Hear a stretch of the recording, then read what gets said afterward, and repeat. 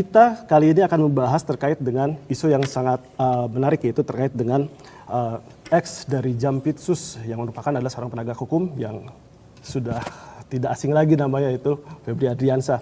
Dan yang pertama saya akan menanyakan dulu kepada Mas Faruri nih. Siap. Mas Faruri, seperti yang kita tahu kan bahwa ini sangat menarik sekali.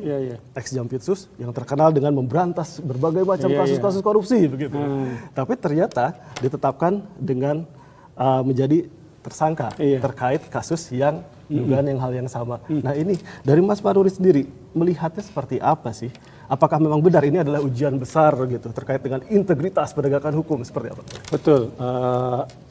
Dengan tersangka adalah orang yang merupakan mantan petinggi Kejaksaan Agung, tentu tadi sudah disebutkan ini adalah ujian besar bagi penegakan hukum ya. Nah, menurut saya ini ada beberapa, menurut saya sih ya, dalam kasus ini ada beberapa kejutan. Misalnya tersangkanya sendiri Febri Adriansyah ini kan ya tadi sebelumnya sudah menangani berbagai kasus-kasus besar yang menjadi perhatian publik. Menurut saya itu kejutan pertama. Yang kedua jumlah barang bukti juga luar biasa. Ya, emasnya berapa, 76 rupiah, jumlah uang bisa sampai hampir 500 miliar ya, 500 miliar rupiah. Terus kemudian tiba-tiba setelah jadi tersangka dia kasusnya dialihkan ke Kejaksaan Agung.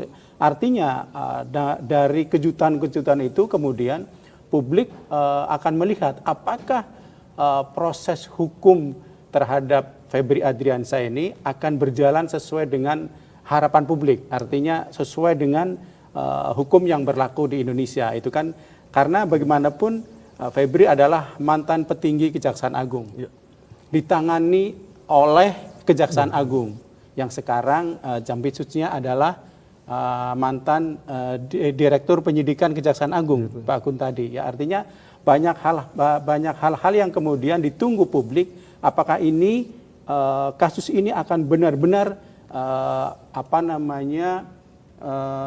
adil gitu ya, karena keadilan tentu yang sangat ditunggu karena tadi menyangkut orang yang bukan orang biasa, itu sih.